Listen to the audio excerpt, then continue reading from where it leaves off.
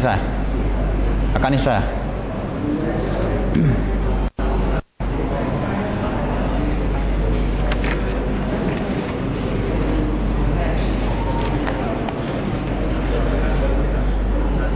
Bismillahirrahmanirrahim. Alhamdulillahirabbil alamin.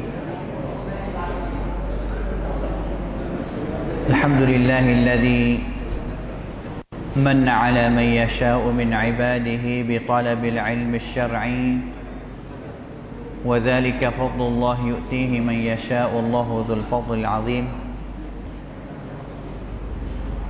Wa sallallahu wa sallama 'alal qa'il man yuridillahu bihi khairan yufaqihu fid din wa 'ala alihi wa sahbihi wa man tabi'ahum bi ihsanin ila yaumiddin, amma ba'd.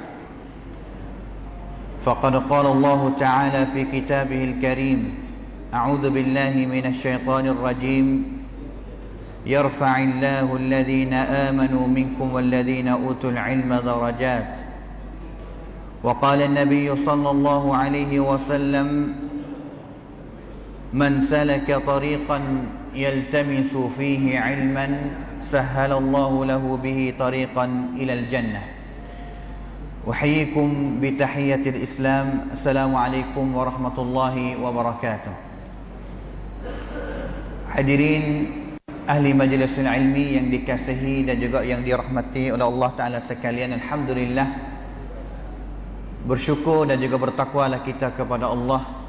Pada malam ini kita dapat bersama dalam majlisul ilmi untuk kita belajar sama mengenai dengan ajaran-ajaran ataupun ilmu yang mari daripada wahyu Allah Ta'ala, sama ada ilmu daripada Al-Quran, wahyul Quran, ataupun ilmu yang datang melalui wahyu, iaitu wahyu sunnah Nabi SAW. Alhamdulillah, saya teringat budak-budak semasa kita pergi solat sama dengan orang-orang tua. Orang tua saya sendiri pun dia tak biasa royak. Dengan sebab apa? Apabila kita pergi semaya, bismillah tu imam baca tak derah. Apabila kita pergi maya subuh, apa masjid lain dia maya subuh dia berkunut, dan juga apakah sebab beberapa masjid yang dia tidak berkunut. Kadang-kadang benda seperti itu pun saya tidak dapat tahu daripada orang yang jadi ayah saya lah, yang tak royak apa, tak kunut apa, tak bismillah. Tetapi dengan rezeki yang Allah Ta'ala beri kepada saya, dapat rezeki sedikit sebanyak untuk mempelajari akan ilmu hadis Nabi SAW. Tidak banyak sangat, 5 tahun lebih kurangnya. Saya suka juga nak cuba nak tahu, katanya amalan kunut subuh di tempat kita ini yang kira kata dia adalah mazhab Al-Imam Syafi'i ini, dalil dia tu apa? Untuk kita nak tahu, wak kajian katanya, apakah dalil mereka yang sunat untuk kunut pada semaya subuh, dan juga apakah alasan pendapat yang pegang katanya semaya subuh ni tidak disunatkan kunut.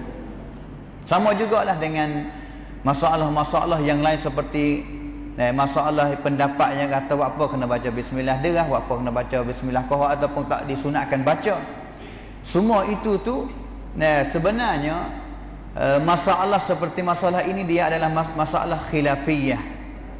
Masalah yang selisih selama-lama dah.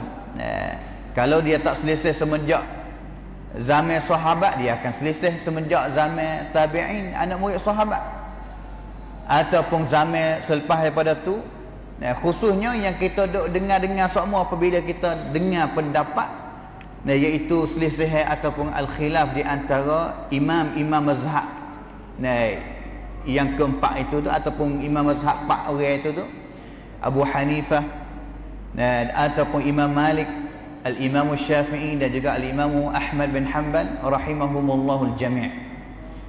Semua itu tu kalau kita tanya katanya, adakah mereka sengaja nak selisih? Adakah Imam Abu Hanifah sengaja nak selisih dengan Imam Malik? Ataupun sehingga Al-Imam Syafi'i sendiri selaku anak murid kepada Al-Imam Malik, adakah Imam Syafi'i sengaja nak selisih dengan tok guru dia? Jawab katanya tidak. Tidak ada mazhab mana-mana, imam mana-mana yang mereka sengaja nak selisih dengan demo ni. Aku nak selisih dengan demo ni kerana aku tak suka muka mana, tak suka hati mana dengan demo ni. Tak. Tetapi selisihan mereka itu tu ada sebab. Sebuah buku yang kita boleh kalau nak baca apakah sebab yang para a'immah, para imam-imam khususnya mazhab Pak ini apakah sebab mereka selisih di antara mereka gemari? Hambali ataupun Imam Ahmad, Abu Hanifah raya katanya kunut subuh tidak disunat. Tapi mengapakah Al-Imam Syafi'i ataupun setengah daripada mazhab Al-Malikiyah Imam Malik itu tu sebut katanya sunat kunut subuh? Apakah sebab?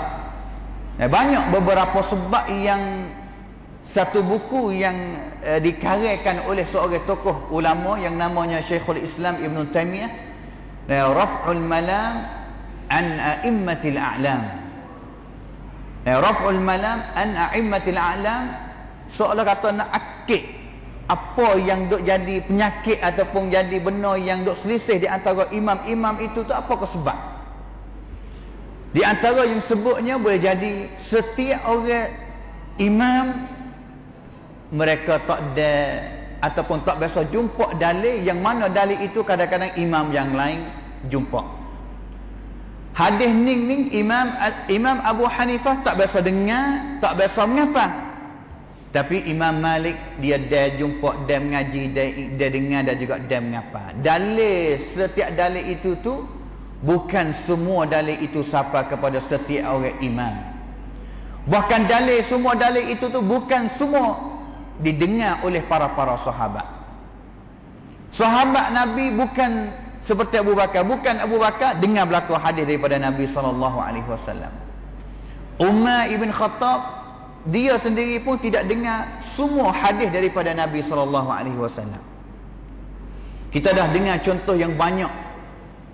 Umar biasa bawa tentera pergi kepada Syam. Siapa nak masuk ke Syam dengar khabar katanya ada penyakit ta'un, dia tahan buat balah mana, bicar kata balah mana, sehingganya sahabat Abdurrahman bin Auf bangun berdiri dan royak sebut hadis Nabi kata apabila kamu dengar suatu tempat adanya penyakit ta'un sebar, kalau duk dalam dah jangan keluar, kalaulah tak masuk lagi jangan masuk pergi kepada tempat kawasan yang sebar penyakit ta'un itu.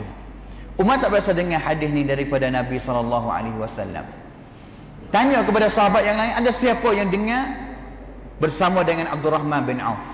Sahabat yang lain lagi ramai mereka dengar bersama dengan Abdurrahman bin Auf. Sama juga. Bukan setiap hadis yang disapa kepada Al-Imam Abu Hanifah, bukan setiap hadis yang disapa kepada Imam Malik. Sama juga bukan setiap hadis yang disapa kepada Al-Imam Syafi'i ataupun Al-Imam Ahmad rahimahullahu ta'ala. Jadi satu masalah yang saya sendiri niat untuk nak dapat ilmu bagi saya sendirilah, khususnya yang pertama sekali itu tu kita nak buat kajian sama pada malam ni katanya hadis yang dok sebut mengenai dengan baca kunut subuh itu tu ada berapa hadis sebanyaknya yang nak carilah. Boleh dok cari yang dipakai jadi dalil oleh imam-imam mazhab, khususnya mazhab Al-Imam Syafi'i lah yang disunatkan katanya baca kunut dalam semaya subuh itu. Tujuan yang kita nak dengar ataupun buat kajiannya bukan kita nak merenahkan orang yang pegang pendapat ataupun mereka yang taklid kepada mazhab Al-Imam Syafi'i, tidak. Bahkan sebaliknya kita sendiri pada hari ini orang yang agak kata kira dia katanya faham sunnah, pegang dengan sunnah, apa jalan keluar kepada masyarakat pada hari ini apabila kita tahu dalil yang kita duk amal. Kadang-kadang kita duk amal, kita semaya tak baca kunut, tapi kita tak tahu apa dalil yang kita tak baca kunut. Dan juga setengah orang yang faham sunnah maki kepada orang yang kata-kata dia baca kunut lah. Mereka itu baca kunut fok gitu tu. Kadang-kadang kita tak tahu kata apakah sebab mereka baca kunut dan juga apakah dalil mereka. Makna katanya tujuan kita pada malam ni untuk nak buka dada wiluah. Untuk nak buka dada wiluah.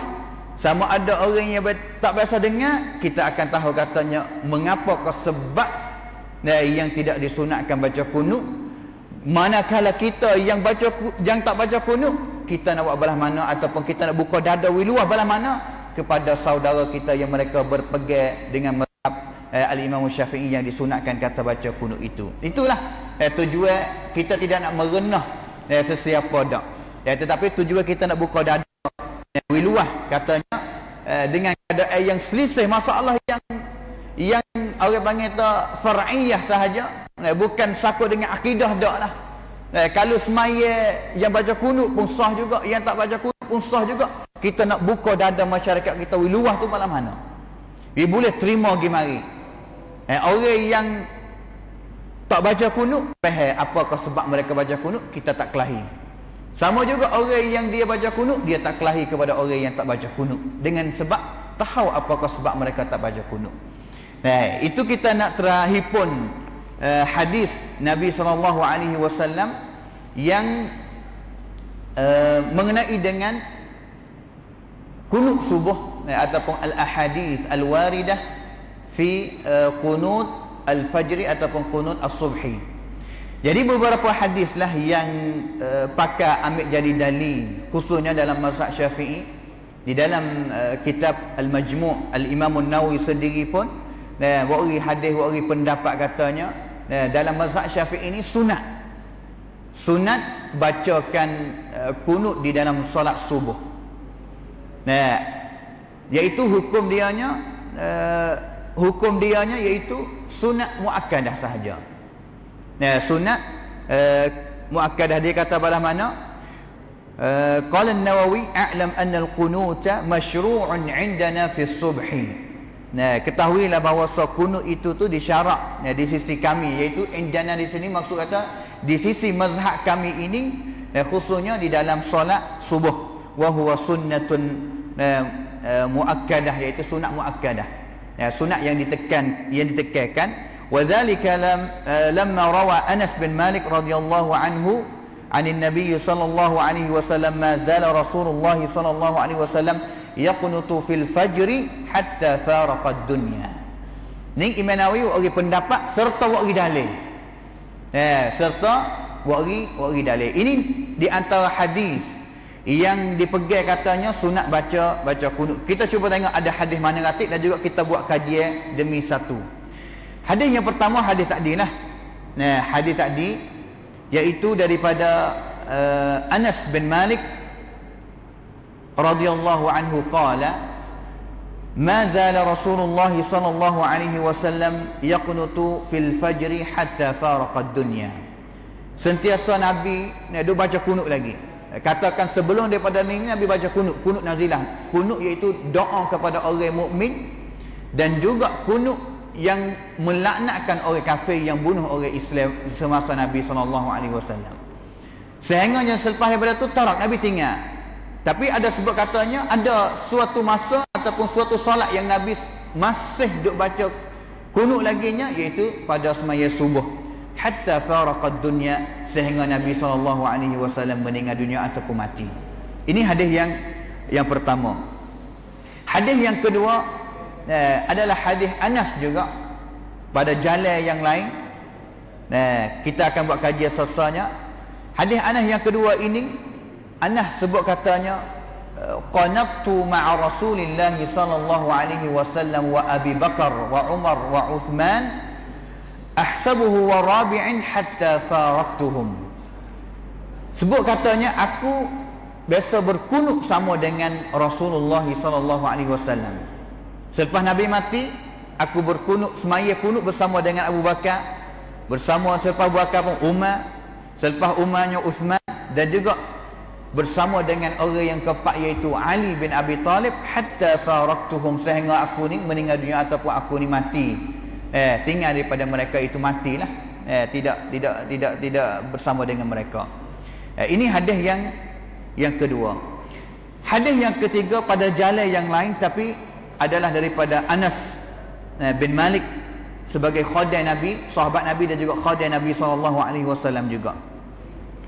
Kana Rasulullah SAW la yaqnutu illa idza da'a liqaumin aw ala qaumin. Anas cerita katanya, hadis yang ketiga ini, Nabi SAW tidak akan kunut, melainkan di dalam kunut itu tu doa kepada satu kaum, iaitu doa kepada orang yang beriman, orang Islam, ataupun doa dalam kunut itu tu ala qaumin, ke atas satu kaum, iaitu laknat kepada orang-orang yang kafir, orang yang bunuh orang Islam zaman Nabi SAW. Ini hadis yang ketiga. Hadis yang keempatnya hadis Abdullah bin Abbas radhiyallahu anhuma. Kana Rasulullah sallallahu alaihi wasallam yu'allimuna du'aan nad'u bihi fil qunuti min salati subhi. Nabi sallallahu alaihi wasallam ajar fak kami ini akan satu doa untuk kami, fak kami doa dengan doa itu tu di dalam kunut semasa semaya subuh. Semasa semaya subuh. Hadis yang kelima, iaitu hadis Abu Hurairah radhiyallahu anhu. Hadis Abu Hurairah biasa sabda royak kepada anak murid dia, wallahi la aqrabanna lakum salata Rasulillah. Royak suruh kepada anak-anak murid dia, katanya aku akan nak tunjuk kata semaya hak sangat serupa dengan Nabi itu balas mana semaya. Nak tunjuk iaitu nak semaya jadi contoh sahabat ataupun anak-anak murid dia tu tengok katanya semaya Nabi itu balas mana. Fa kana Abu Hurairah yaqnutu fi ar-rak'ati al-akhirah min salati adh-dhuhri wa salati al-'isha wa salati as-subhi fayad'u lil mu'minin wa yal'anu al-kafirin. Semaya sapa kepada suatu ataupun sapa kepada rakaat yang terakhir di dalam solat zuhur, solat isya dan juga solat subuh. Tiga-tiga solat ini pada rakaat yang terakhirnya Abu Hurairah ni doa kunut. Doa kunut yaqnutu fi rakaatil akhirah. Doa kunut pada rakaat yang terakhir. Fayad'u, dalam doa kunut itu tu doa kepada orang yang beriman, wa yal'anul kafirin, dan juga melaknat orang-orang kafir. Ini 5 hadis yang sebut mengenai dengan doa ataupun kunut. Kita tengok hadis demi satu hadis. Bagi orang yang mereka taklid dengan mazhab Syafi'i ini, cukup mereka beramal dengan hadis-hadis ini. Orang yang ikuti mazhab Syafi'i yang sunat baca kunut subuh ini cukup. Ini semua dalil yang mereka boleh nak pakai guna untuk nak beramal dengan amalan itu. Tetapi dengan amanah ilmiah, sebenarnya setiap pendapat itu tu semua ada dalil belaka. Pendapat ataupun masalah mana-mana yang diselisihkan oleh para ulama itu tu, setiap pendapat ada dalil jadi asah belaka. Bahkan kadang-kadang satu pendapat ataupun dua mazhab yang selisih itu tu pakai dalil yang sama. Dalil yang sama tapi fahamnya tak sama. Dalil yang sama tapi fahamnya tak sama. Tetapi setiap mazhab itu tu tidak ada pendapat mana yang keluar daripada mulut Abu Hanifah, yang keluar daripada mulut Al-Imam Malik, Imam Syafi'i, Imam Ahmad, mereka berdasar daripada dalil belaka, khususnya mengenai dengan ibadat. Kerana imam-imam itu tak pasti ataupun tak boleh mereka nak ijtihad dengan tanpanya dalil ada. Walaupun selebih kurangnya dalil yang sangat lemah yang ada di sisi dia, itu dah cukup bagi mereka itu. Tetapi setiap pendapat apabila dia ada dalil, kalau kita kira kata hak ni pun ada dalil, hak ni pun ada dalil, hak ni pun ada dalil, makna kata boleh amal belaka. Tetapi di dalam ilmu hadis, setiap hadis itu tu dia ada peringkat ataupun kekuatan tak sama.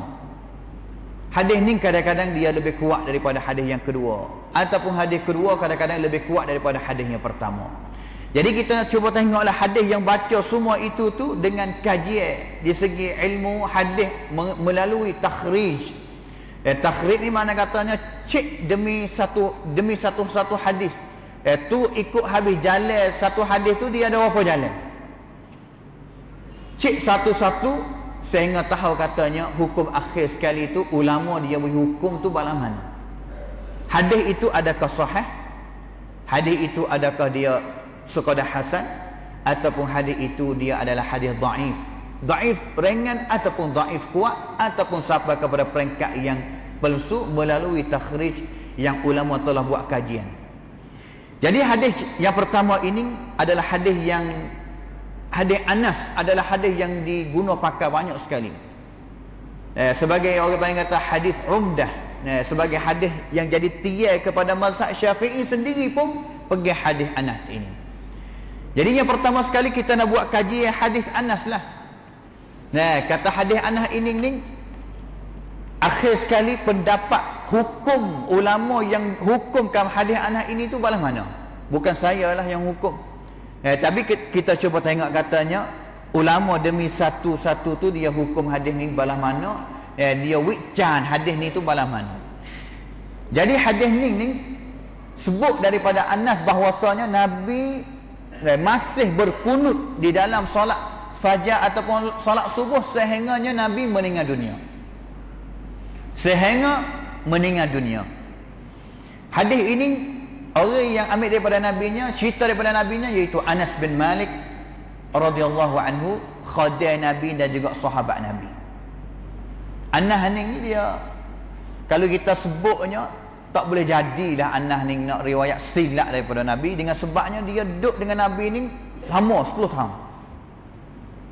Semasa Nabi SAW sampai Madinah, mak dia wari dah Anas mari wari kepada Nabi untuk berkhidmat kepada Nabi SAW sehingga Nabi meninggal dunia. Selepas daripada Nabi meninggal dunia, dia masih hidup. Masa Abu Bakar 2 tahun dia hidup sehingga Abu Bakar meninggal dunia. Semasa Umar hidup, dia pun hidup sehingga Umar meninggal dunia, sehingga Uthman dan juga sehingga Ali bin Abi Talib. Kerana Anas ni dia umur panjang sikit mati ataupun tahun meninggal dunia dia itu tu pada tahun 94 Hijrah. 94 Hijrah yang Anas bin Malik meninggal dunia. Hadis yang pertama tadinya Anas cerita daripada Nabi, orang ataupun anak murid Anas yang ambil hadis ni daripada Anas iaitu Ar-Rabi' bin Anas. Namanya Ar-Rabi' bin Anas, dan juga anak murid Ar-Rabi' ataupun orang yang ambil hadis riwayat hadis ni daripada Ar-Rabi' bin Anas iaitu Abu Ja'far Ar-Razi. Dan juga hadis ini jalan yang pertama Abu Ja'far ambil daripada Rabi' ambil daripada Anas daripada Nabi, dengan cerita perbuatan Nabi iaitu kunut pada solat subuh itu. Hadis ni adalah hadis yang diriwayatkan oleh Al-Imam Ahmad dalam kitab Musnad dia, dan juga Ad-Daraqutni dalam kitab Sunan dia, dan juga imam-imam yang lain. Ini jalan yang pertama. Jalan yang pertama. Jalan yang pertama ininya yang ulama kritik orang panggil wikcan. Kata ada masalahnya di mana tempat. Yang duk jadi masalahnya iaitu penrawi hadis yang namanya Abu Ja'far Ar-Razi. Abu Ja'far Ar-Razi. Abu Ja'far ambil daripada Rabi' bin Anas, Rabi' ambil daripada Anas ambil daripada Nabi. Ini sanad orang panggil. Abu Ja'far Ar-Razi gelar Abu Ja'far. Abu depan ni gelar. Nama sungguh dianya Isa bin Haman. Meninggal dunia pada tahun 160 Hijrah. Meninggal dunia pada tahun 160 Hijrah. Apakah ulama sebut mengenai dengan dia? Di dalam ilmu hadis ni setiap perawi ni tak ada rawi mana yang ulama takwi. Dua. Satunya ilmu takwi at-ta'dil. At-ta'dil mana kata bui di segi kunatam, kebaikan dia, keadilan dia. Ataupun kalau rawi tak dapat adalah, tak dapat keadilan ataupun orang panggil hukum adil daripada ulama hadis yang lain, dia akan dapat al-jarhu. At-tajrih mana katanya kritik, kata dia ni ada masalah di dalam riwayat hadis. Sakitlah, mana katanya tidak sempurna ataupun tidak kuat di segi meriwayatkan hadis. Sama ada dia dapat adalah ataupun yang keduanya dapat kritik ataupun ta'awwaq, hukum ta'awwaq di segi riwayat hadis, lemah di segi riwayat hadis. Yang pertama sekalinya, ulama yang pertama namanya Ibn Hibban. Ibn Hibban ini ulama hadis yang meninggal dunia pada tahun 354 Hijrah, tuai kepada kitab Sahih Ibn Hibban dan juga kitab yang terkenal agak dia iaitu kitab Al-Thiqat. Ibn Hibban sebut katanya, kana an-nas yattaquna min hadith Rabi' bin Anas ma kana min riwayati Abi Ja'far anhu lianna ahadithahu anhu ittiraban kathira. Ibn Hibban yang katanya adalah manusia masa tu sangat takut kepada hadis. Hadis mana-mana pun, iaitu hadis Rabi' bin Sulaiman. Hadis Rabi' bin Sulaiman, tetapi hadis Rabi' bin Sulaiman yang diriwayatkan oleh anak murid dia yang namanya Abu Ja'far. Apabila hadis Rabi' bin Sulaiman yang diriwayatkan oleh anak murid dia namanya Abu Ja'far Ar-Razi, an-nas yattaqun, orang ni takut bimeh. Kerana apa? Lianna ahadithahu anhu, kerana Abu Ja'far apabila dia riwayat hadis Ar-Rabi' bin Sulaiman ittiraban kathira, hadis ni silap salah banyak apabila riwayat daripada tok guru dia Ar-Rabi' bin Sulaiman. Ittiraban kathira, selisih banyak. Ini yang pertama sekali. Yang keduanya Al-Imam Ahmad bin Hanbal yang meninggal dunia pada tahun 241 Hijrah. Tuai kepada mazhab Hanbali, tuai kepada kitab Al-Musnad Imam Ahmad. Sebut mengenai dengan Abu Ja'far Ar-Razi, katanya laisa bil qawi fil hadis. Abu Ja'far seorang ni yang ada dalam sanad yang pertama ini dia di segi riwayat hadis ni tak kuat. Laisa bil qawi fil hadis, tak kuat, lemah lah mana kata. Orang yang ketiganya Ali Al-Madini wa Yahya Ibn Ma'in yang meninggal dua orang ni, meninggal dunia 233 seorang dan juga 234 seorang. Kedua-dua sebut katanya yuktab hadithuhu illa annahu yukhti. Hadis dia tu, hadis Abu Ja'far Ar-Razi, ada masalahnya hadis dia apabila riwayat boleh tulis, tapi kebanyakan dia riwayat hadis tu silap salah semua, yukhti, silap salah semua. Yang ke limanya Abu Zur'ah Ar-Razi, sebut katanya syekh yahimu kathiran. Syekh dalam panggil level kita ni, apabila kita siapa yang kita panggil syekh ni, mana kata dia ilmu banyak kalau masa kita.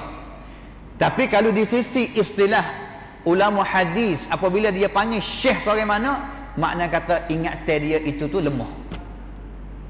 Yahimu kathiran, silap salah banyak apabila dia riwayat hadis Nabi SAW.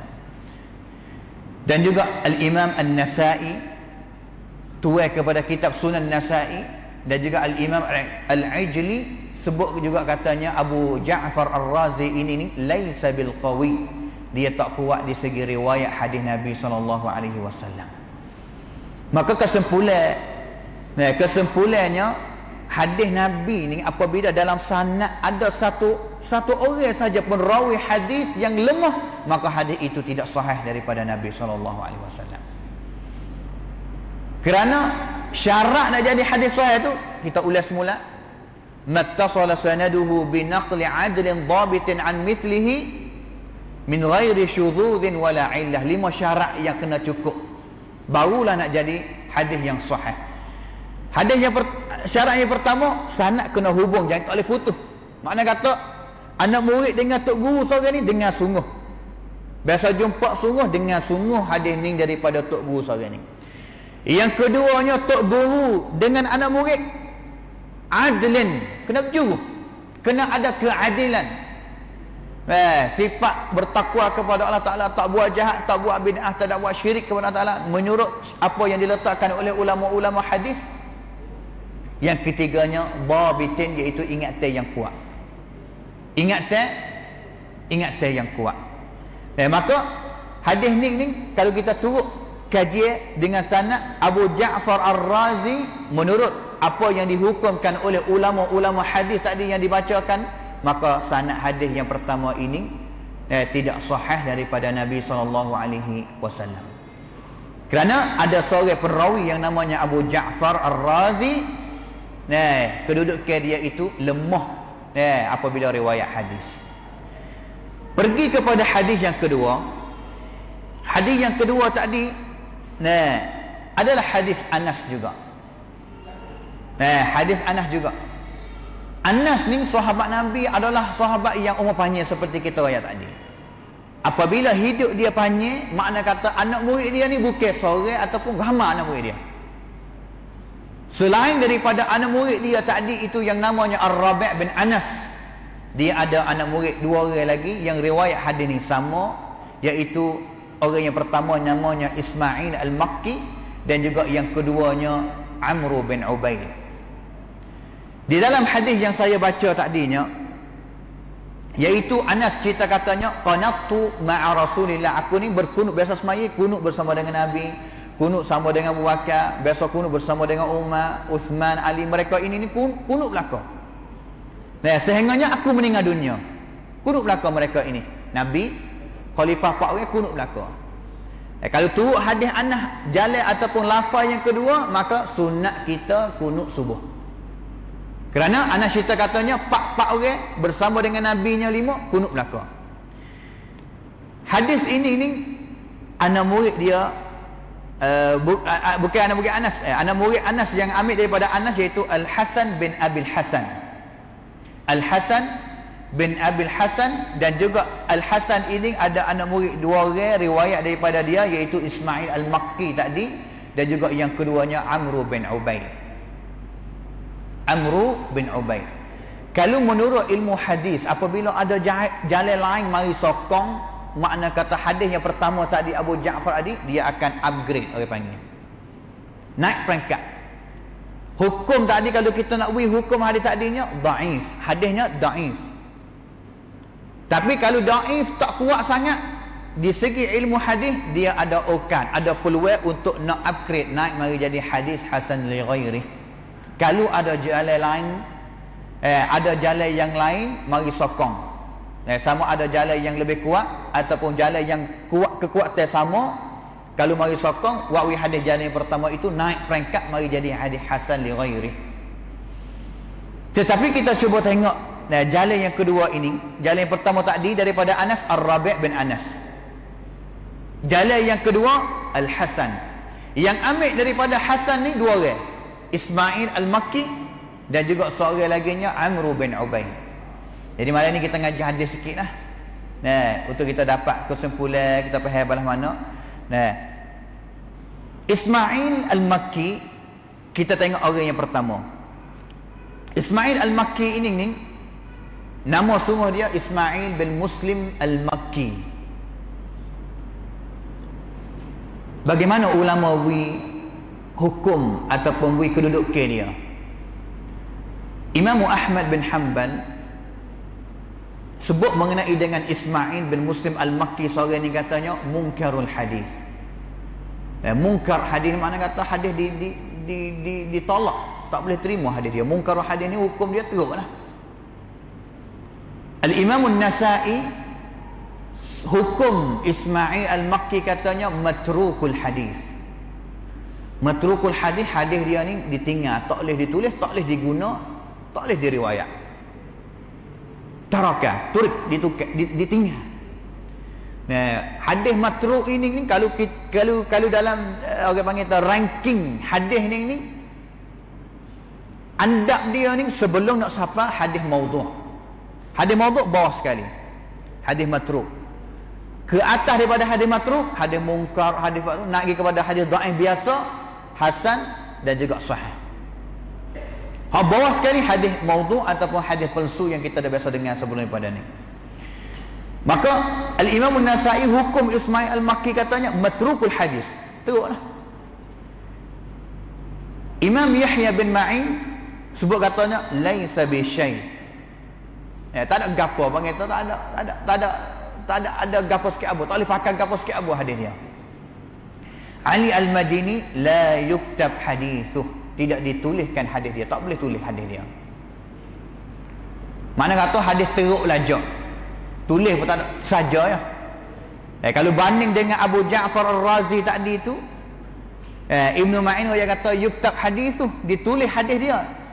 Walaupun dia itu tu apabila riwayat hadis tu salah banyak acak kali, tapi kadang-kadang ulama menggalakkan juga untuk tulis hadis dia untuk kita khabar masa depan kalau jumpa hadis pasal ni, kita tahu kata hadis ni ada masalah. Tapi kalau hadis teruk telajak seperti hadis Ismail Al-Makki, kata Ali Al-Madini katanya la yuktab hadithuh, tidak digalak untuk tuliskan hadis dia, syatat hadis dia. Hadis mana? Maka Ismail Al-Makki ni hukum dia matruk, mungkar, teruk. Mana kata dhaif jiddan, teruklah dia ni, kedudukan dia ni sangat teruk. Tidak boleh nak pergi sokong jalan yang pertama untuk naik mari jadi hadis hasan dan juga boleh amal, tak boleh. Orang yang keduanya saing dia, riwayat sama, pakat riwayat daripada tok guru yang sama iaitu hasan, iaitu namanya Amru bin Ubaid yang meninggal dunia pada tahun 144 Hijrah. 144 Hijrah. Amru bin Ubaid ini seorang penrawi yang apabila riwayat hadis ni ada beberapa ulama hadis tinggal dulu hadis dia. Seperti Syu'bah ibn Hajjaj, seperti Yahya bin Sa'id Al-Qattan. Mereka ini adalah ulama hadis yang hebat belaka. Apabila mereka ini jumpa hadis Amru bin Ubaid, tinggal dulu, tak ada padu dulu dia panggil. Ibnu Ma'in laisa bi syai'in rajulun su', tak ada gapo sikit apa. Hadis dia tak ada gapo, tak pakai gapo. Bahkan dia ini rajulun su' adalah seorang lelaki yang jahat. Abu Hatim sebut kata Amru bin Ubaid matrukul hadis. Hadis dia ditinggal. Ad-Daraqutni laisa bil qawi, tak kuat. An-Nasa'i laisa bi thiqah. Dia ni tak thiqah, tidak dipercayai apabila riwayat hadis, wala yuktab hadithuh, dan juga hadis dia ni tidak ditulis, tidak digalak tulis, wa matrukul hadis, dan juga hadis dia tu ditinggal. Abdullah bin Ahmad, Abdullah ni anak kepada Imam Ahmad bin Hanbal. Abdullah cerita katanya satu kali aku dengar ayah aku iaitu Imam Ahmad yuhaddithuna an Amr bin Ubaid. Satu hadis daripada Amr bin Ubaid. Tapi apabila riwayat sebut sanad itu tu, Abdullah ya kadang-kadang ayahku ni tak sebut nama dia dulu, tak sebut kata an Amr bin Ubaid, tak sebut nama Amr bin Ubaid dulu, bahkan sebut an rajulin, sebut kalimah rajulin daripada satu orang lelaki, tak wani nak sebut nama. Wa kana la yusammihi, tak sebut nama dia. Thumma tarakahu ba'da dhalik, tinggal wala yuhaddithu anhu, dan juga tidak riwayat. Ayahku ni tak riwayat sikit habuk hadis apabila diriwayat daripada Amr bin Ubaid. Maka kalau kita teliti tengok katanya jalan yang kedua sama ada Ismail Al-Makki ataupun Amr bin Ubaid, yang ada satu ulama hadis Ayyub As-Sakhtiyani sebut katanya kana Amru yakdzib fil hadis, dia ni salah satu pendusta juga dalam riwayat hadis. Makna katanya teruklah kedudukan sama ada Ismail Al-Makki ataupun Amr bin Ubaid, kedua-dua ini lebih teruk daripada orang yang pertama Abu Ja'far Ar-Razi tadi. Apabila lebih teruk, jalan yang kedua ni tak boleh nak mari sokong dan juga nak kuat jalan yang pertama untuk naik hadis daripada dhaif jadi hadis yang hasan, tak boleh. Maka hadis yang pertama masih dhaif, dan juga hadis yang kedua itu pun sangat dhaif juga, dhaifun jiddan juga. Hadis yang ketiga, hadis yang ketiga masih bersama dengan hadis Anas lagi. Satu orang yang riwayat, yang pertama tadi anak murid Anas tadi Ar-Rabi' bin Anas, anak murid yang kedua Al-Hasan bin Abi Hasan, anak murid yang ketiga iaitu Qatadah ibn Di'amah As-Sadusi. Qatadah bin Di'amah riwayat satu hadis daripada Anas. Orang yang riwayat hadis daripada Qatadah, nama dia Sa'id bin Abi Arubah. Sebut dengan lafaz katanya, sebut katanya Nabi SAW dalam Sahih Ibn Khuzaimah, Nabi SAW apabila dia doa, idza la yaqnutu illa idza da'a li qaumin aw ala qaumin. Nabi SAW tak kunut melainkan apabila kunut ni hanya sekadar doa kepada orang Islam dan juga melaknat orang-orang yang kafir. Hadis ni riwayat oleh Al-Imam Ibn Khuzaimah. Ibn Hajar ayat kata isnadun sahih, sanad dia ni sahih. Sanad dia sahih. Katanya Ibn Abdul Hadi, dia katanya sanaduhu sahihun, sanad hadis ni sahih. Tetapi isi kandungan hadis ni wa huwa nassun fi anna al-qunuta mukhtassun bin nazilati. Tapi doa kunut yang maksud dalam hadis ni adalah kunut nazilah, bukan kunut subuh dah. Maksud dianya iaitu kunut an-nazilah. Seperti kunut nazilah ni macam mana? Apabila berlaku orang Islam di Palestin dibunuh, kita disunatkan kunut nazilah. Sehingga 5 waktu pun 5 waktu kita kunut nazilah untuk doa kepada orang Islam di Palestin dan juga melaknat orang yang bunuh orang Islam di Palestin. Sama juga. Semasa Nabi itu tu ada riwayat sebab kata qanata syahran wahidan. Nabi ni qanata, Nabi ni kunut sebulan panjang untuk doa ya Allah Taala tolong orang Islam dan juga melaknatkan orang kafir. Maka hadis jalan yang ketiga daripada Anas, iaitu melalui anak murid yang namanya Qatadah, adalah hadis yang sahih, tapi maksud dia adalah kunut nazilah, bukan kunut solat subuh dah. Ni nak tunjuk katanya biasa yang satu orang tok guru dia ada anak murid ramai. Satu orang tok guru ada anak murid ramai. Ada anak murid yang apabila dengar daripada tok guru belah mana, cerita belah tu. Ada anak murid yang dengar daripada tok guru, tapi apabila lagi cerita orang lain tu, cerita silap salah sikit. Tak serupa yang asal dengar daripada tok guru. Itu biasa seperti anak murid Anas bin Malik radhiyallahu anhu juga. Itu jalan yang ketiga. Jalan yang pertama tadi ulas sekali lagi Rabi' bin Anas. Jalan yang ketiga Al-Hasan bin Abi Hasan. Kedua jalan yang pertama ini tidak sahih daripada Nabi. Jalan yang ketiga sahih, tapi bukan maksud sunat baca kunut subuh, tapi dia adalah kunut nazilah. Jalan yang keempat daripada anak murid yang keempatnya namanya Asim bin Sulaiman. Asim bin Sulaiman. Asim ambil daripada Anas. Anak murid Asim yang riwayat hadis ni daripada Asim iaitu namanya Qais bin Ar-Rabi'. Qais bin Ar-Rabi'. Yang mana hadis ini riwayat oleh Al-Imam Al-Khatib Al-Baghdadi, seperti mana disebut oleh Al-Imam Ibn Hajar dalam kitab At-Talkhis Al-Habir. Ibn Hajar ni seorang ulama hadis bermazhab Imam Syafi'i. Jadi Asim sebut katanya qulna li Anas, aku ni tanya Anas satu kali, inna qauman yaz'umuna anna an-nabiyya lam yazal yaqnut fil fajri. Ada satu kaum, satu kumpulan orang manusia yang mendakwa katanya Nabi ni sentiasa duk baca kunut lagi, kunut subuh. Selepas daripada Nabi baca sepanjang masa sebelum daripada ni, dalam riwayat yang sahih hatta taraka, Nabi tinggal. Tapi ada apabila Nabi tinggal dah, ada riwayat tinggal, ada orang yang dakwa kata Nabi dia baca lagi. Balah mana ya Anas? Kerana Anas ni hidup bersama dengan Nabi sehingga Nabi meninggal dunia. Faqala kadzabu. mereka itu yang dakwa kata Nabi duk kunut lagi itu tu kadzabu, dusta, bohong. Innama qanata syahran wahidan yad'u ala hayyin min ahya'il musyrikin. Bahkan Nabi itu kunut selama sebulan saja.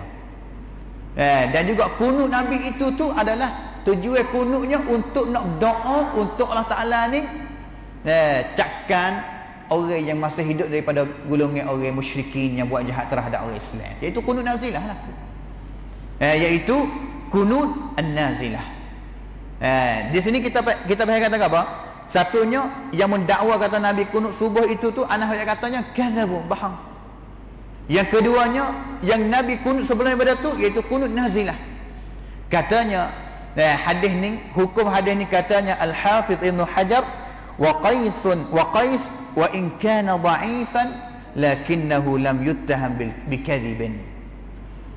Qais yang riwayat daripada Asim anak murid Anas tadi, walaupun Qais kedudukan dia di sisi ulama hadis dia adalah lemah, tapi dia ini tidak dituduh kata dia adalah orang yang dusta, tak.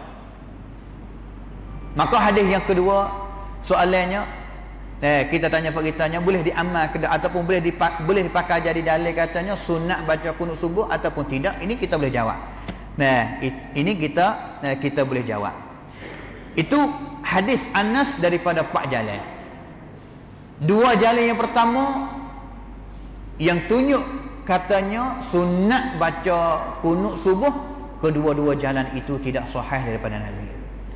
Jalan yang ketiga sahih, tapi bukan maksud kunut subuh, tetapi dia maksud kunut an-nazilah. Sama juga jalan yang keempat tadi.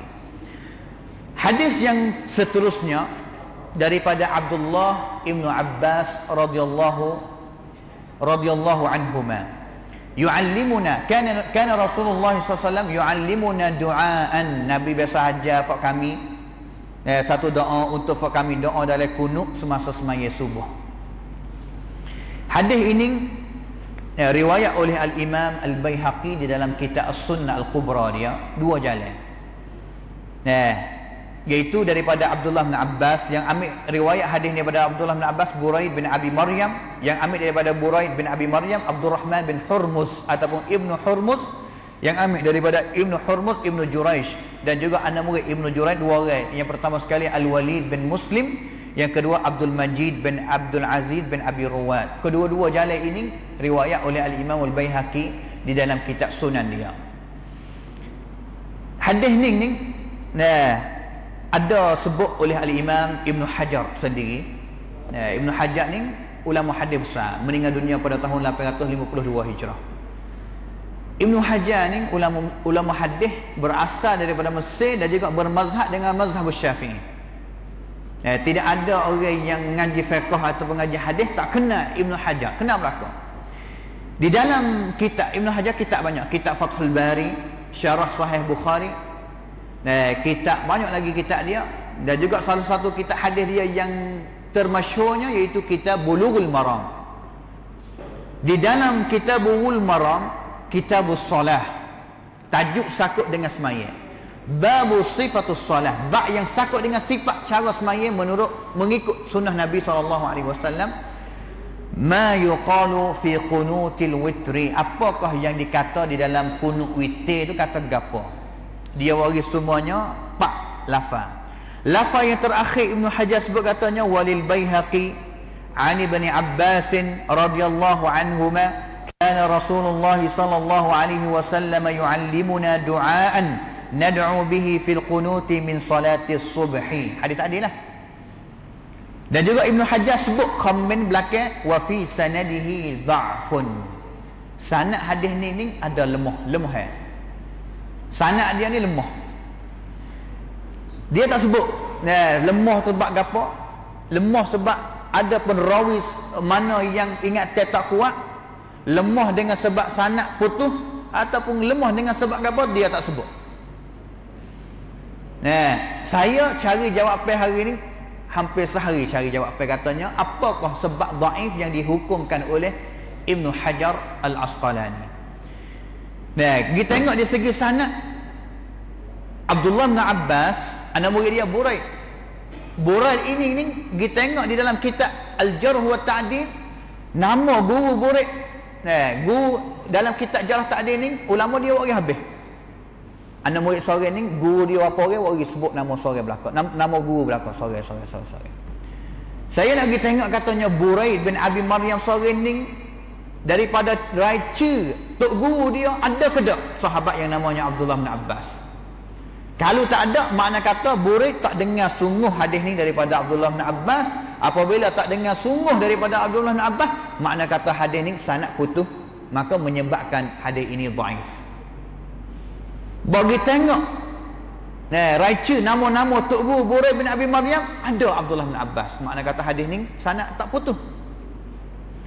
Tengok kepada Abdul Rahman bin Hurmuz, saya dapat jawab katanya di dalam sanad ini ni yang ada masalahnya orang yang jadi anak murid Buraid itu iaitu Ibnu Hurmuz. Kita sebut kata tadi dua jalan. Al-Baihaqi jalan yang pertama tak sebut Abdul Rahman, sebut katanya Ibnu Hurmuz, anak Hurmuz.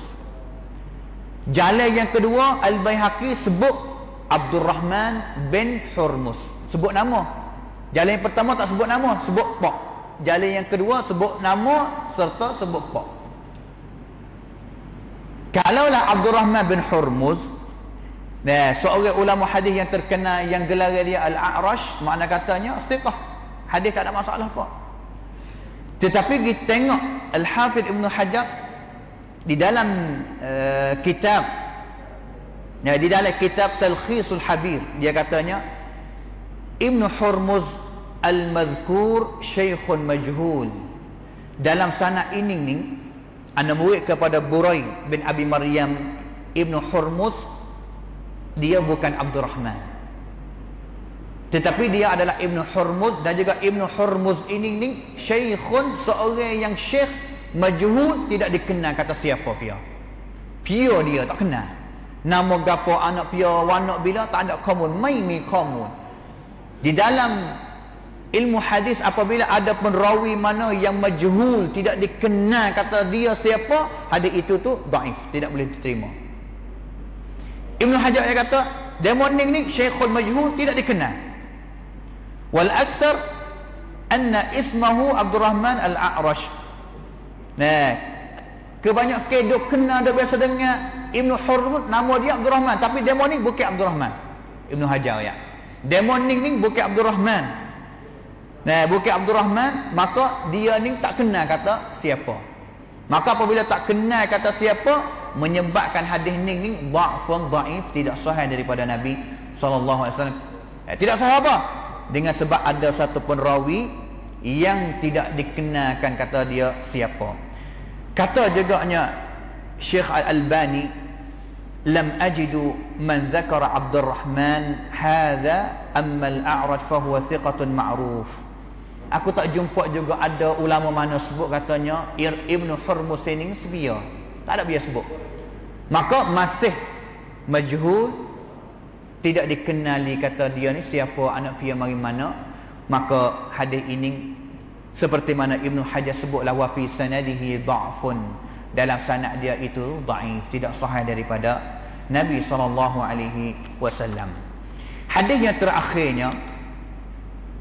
Hadis yang terakhir, hadis Abu Hurairah. Yang Abu Hurairah royak tadi kita baca dah tadi, katanya Abu Hurairah ni dia panggil anak murid dia semaya biar anak murid dia tengok. Dan royak kepada anak murid dia kata, ni semaya yang aku usaha nak semaya serupa dengan Nabi. Sehingga sampai kepada rakaat yang terakhir dalam semaya Isya, Zuhur dan juga Subuh, dia kunut. Abu Hurairah kunut, fayad'u lil mu'minin wa yal'anul kafirin. Tapi kunut di situ dia adalah kunut an-nazilah, bukan kunut subuh dak. Dan juga hadis ini adalah hadis yang sahih yang diriwayatkan oleh Al-Imam Abu Dawud di dalam kitab Sunan dia. Jadi itulah kalau menurut hadis semua, lima hadis itu tu yang baca, 5 jalan, 2 jalan, 3 jalan yang maksud dia kunut subuh itu tu, 3 jalan itu tidak sahih daripada Nabi. 2 jalan daripada hadis Anas, Yang tak sahih jalan yang pertama dengan sebab ada rawi yang namanya Abu Ja'far Ar-Razi, dan juga jalan yang kedua daripada Anas juga dengan tak sahih dengan sebab perawi dua orang namanya Ismail Al-Makki, dan juga yang keduanya Amr bin Ubaid, dan juga jalan yang ketiga tadi daripada Abdullah bin Abbas, iaitu Ibnu Hurmuz, perawi yang tidak dikenal kata dia siapa, maka Al-Hafidh Ibnu Hajar hukum kata dia adalah dhaif. Dan juga selain daripada tu, walaupun hadis dhaif, hadis sahih, tapi dia adalah maksud kunut an-nazilah, kunut an-nazilah. Itulah hadis. Kalau menurut kajian hadis ni, cukup mada bahwasanya tidak disunatkan ataupun tidak ada dalil yang kuat yang sunatkan kita baca kunut di dalam solat subuh. Tetapi dengan hakikat tempat kita, adalah orang komen katanya Malaysia, Thailand, Indonesia, Filipina, negeri ASEAN ni orang dah kunut lama-lama dah, ratus-ratus tahun dah. Betul. Dan juga kita rasa kata itu tak salah kerana mereka bertaklid kepada mazhab yang mereka pegang, iaitu mazhab Al-Imam Syafi'i. Tetapi hukum taklid ini dia hanya bagi orang awam. Orang awam ni tak ada masalah apa, dan juga bukan kerja kita yang nak pergi balas dengan orang awam, orang kampung biasa. Kita yang mengaji sunnah, kita yang mengaji hadis yang sahih, apabila kita tahu kita nak pergi maki, kita nak pergi buat kelahi dengan orang yang baca kunut subuh ni, tak boleh. Kerana orang awam, mazhab mereka adalah mazhab guru mereka. Apabila guru mereka pegang mazhab Syafi'i, maka orang awam mazhab Syafi'i lah. Mazhab Syafi'i. Maka dia tak ada dosa apa sikit habuk orang awam kalaulah mereka bertaklid kepada mazhab Syafi'i.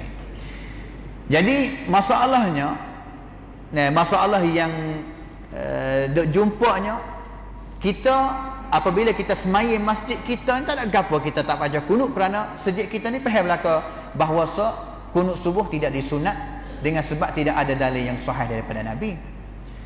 Tetapi masalahnya kita pergi kepada masjid yang lain, masjid di dalam kampung yang mereka baca kunut, kita buat tak baca kunut apabila kita jadi makmum, ataupun apabila kita jadi imam, kita tak baca kunut, sehingga makmum lari habis dalam kampung tu kerana sebab tak baca kunut. Benar masalah seperti ini kita nak baiki balas mana, kita nak outback balas mana. Mulai daripada kita lah, kita nak pergi bangkap pahami orang lain yang pelihar selisih daripada kita ni, kita tak boleh. Nak pergi bangkap dia pelihar seperti kita, tak boleh. Hidayah adalah di sisi Allah Ta'ala. Yang boleh buatnya kita ni balas mana, kita semaya masjid kita, okey, tak ada apa. Tapi apabila kita pergi jadi imam masjid yang bermazhab, yang pergi baca kunut, kita nak buat balas mana? Ataupun kita pergi jadi makmum, kita nak buat balas mana? Satu jalan keluar yang saya nak sapa di sini, yang katanya, kalaulah kita pergi jadi imam kepada kampung yang mereka baca kunut, boleh ke tak kita baca kunut?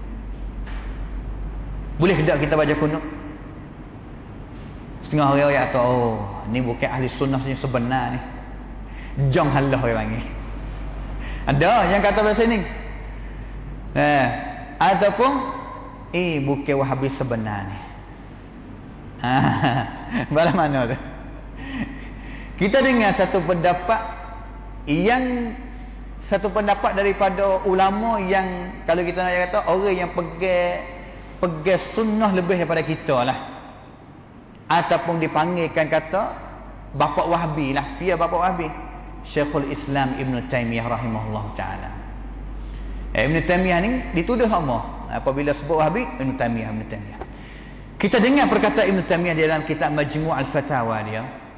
Ibn Taymiyah sebut katanya, wa qad yakunu fa'lul marjuhi arjah lil maslahati ar-rajihati kama tarku ar-rajihi arjah ahyanan li muslihatin rajihatin.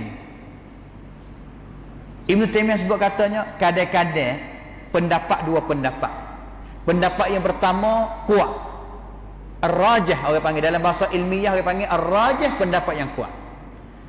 Pendapat yang sebaliknya yang tak kuat, yang lemah itu tu al-marjuh dalam bahasa Arab.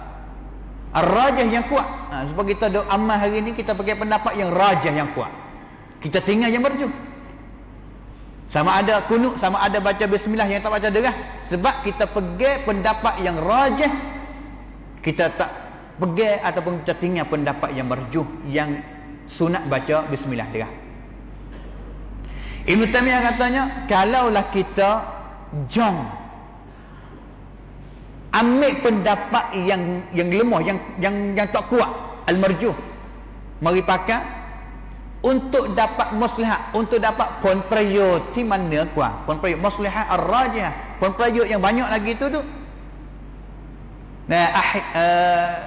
arjah, dia hak tu paling patut lagi, dia kata hak tu paling patut lagi. Contoh yang dapat ramanya, misalnya dalam masalah kunut subuh ini ni, pendapat yang rajih iaitu tidak ada kunut subuh. Pendapat yang marjuh iaitu kunut subuh.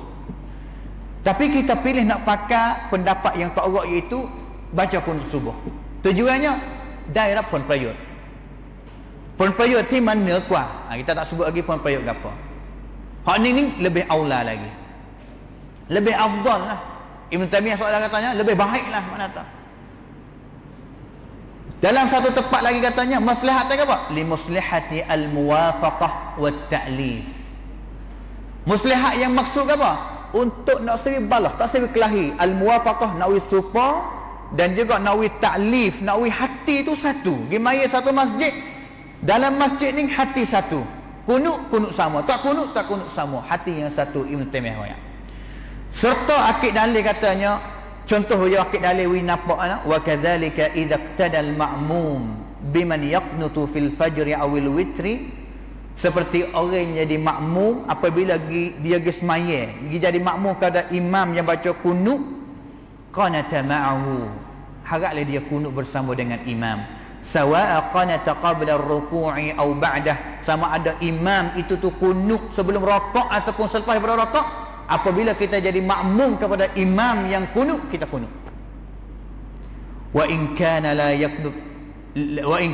yaqnutu lam yaqnut ma'ahu. Kalaulah imam tak baca kunut, kita tak sah baca kunut.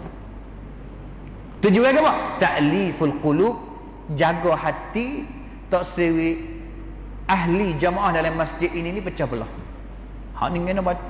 Imam baca kunut, makmum ni tepi ni tak baca, tak akid tangan kunut, tepi ni baca kunut. Apa keadaan yang berlaku di dalam masjid itu? Noya katanya, kalaulah kita pergi sembahyang masjid mana yang baca kunut, tak baca kunut, haraplah kita akid tangan baca kunut. Niat tujuannya ta'liful qulub, tak saya pecah belah dalam masjid itu, boleh pahala. Tak ada gapo, lebih afdal. Kalaulah kita kacau duk keras kong tak saya baca kunut dan juga menyebabkan pecah belah dalam masjid itu hukum haram pecah belah di sisi umat Islam. Ini jalan keluar bagi orang yang pahal dalil daripada hari ini.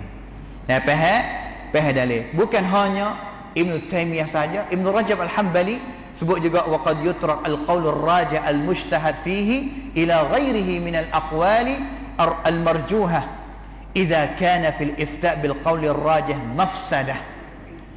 Apabila kita kacau duk pegang dengan pendapat yang kuat tapi mafsadah kongsi tu banyak, itu tidak patut sikit habuk. Ibn Rajab waya tanya, katanya mafsadah ada sungguh tak? Jawapannya ada sungguh. Ada sungguh.